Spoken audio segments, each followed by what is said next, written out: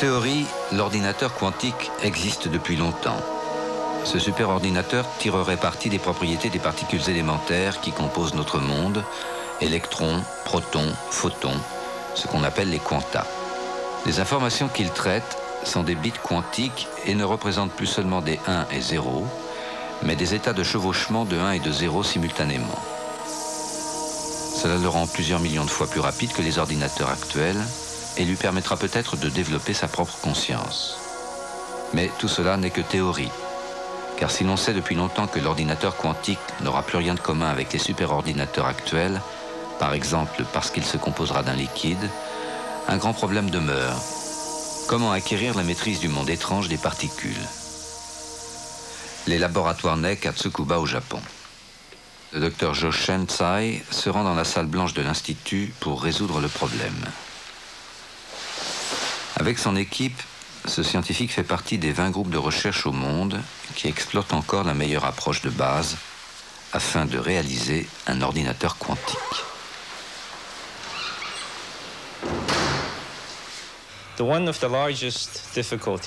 L'une des plus grandes difficultés jusqu'ici est qu'il existe de très nombreux états quantiques que nous pouvons manipuler. Ces états sont très fragiles. Ils dégénèrent et redeviennent des états classiques. Il faut donc trouver un moyen de mesurer tout cela très rapidement, de trouver les bons états, ceux qui présentent un temps de cohérence suffisamment long.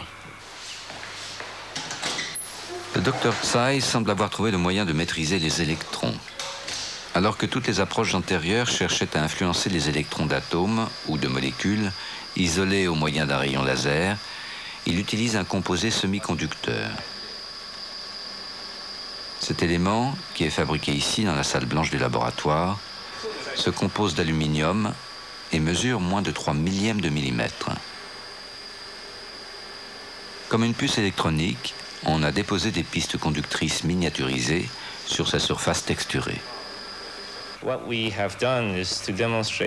Nous avons réussi à montrer qu'on peut faire la même chose avec un semi-conducteur qui est bien plus grand et qu'on peut placer sur le substrat. Les technologies informatiques actuelles sont basées sur ces semi-conducteurs. Donc nous aurons peut-être une meilleure chance de parvenir à intégrer des bits quantiques. Pour l'expérience de production de bits quantiques, la puce est fixée sur un support et refroidie à moins 273 degrés Celsius. Ce froid extrême est nécessaire pour induire de la supraconductivité dans les minuscules pistes conductrices. Les électrons circulent sans aucune résistance. Dans cet état, grâce à des impulsions de courant parfaitement ajustées, il est possible de mettre tous les électrons dans des vibrations qui donnent ensuite lieu à ces états de chevauchement que l'on appelle états quantiques. Les bits quantiques correspondent alors à des informations de phase pendant le mouvement des électrons. On peut donc les lire en mesurant le courant qui traverse la puce.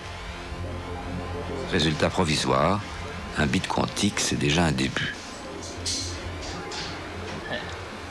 If you compare that with a molecular system, which one uses, un système moléculaire qui utilise le spin nucléaire des atomes contenus dans la molécule nous obligerait ensuite à assembler le bon nombre d'atomes dans ces molécules. Tandis que pour un système semi-conducteur, l'extension des bits quantiques pourrait être nettement supérieure. L'étape suivante consiste à combiner 2 bits quantiques pour fabriquer une porte sous la forme d'un circuit qui remplira une fonction donnée. Tel est notre objectif. Pour les néophytes que nous sommes, l'objectif est plus prosaïquement de comprendre les effets quantiques. Mais le docteur Tsai nous laisse peu d'espoir. The human brain was evolved. Le cerveau humain a mis plusieurs millions d'années à accepter le monde classique. Mais il n'a pas eu l'occasion de se former à ces concepts. Et ce ne sera pas le cas non plus dans un avenir proche. Notre cerveau ne peut pas évoluer aussi vite. Nous ne pouvons qu'accepter les conclusions de la science moderne. Tout cela existe. Et du fait précisément de cette existence, les scientifiques essaieront sans relâche de concrétiser l'ordinateur quantique dans notre monde réel. Dans 10 ans peut-être, le premier sera prêt à exécuter une application. Il nous faudra alors abandonner notre vision analytique du monde, car l'époque des lois de cause à effet sera révolue.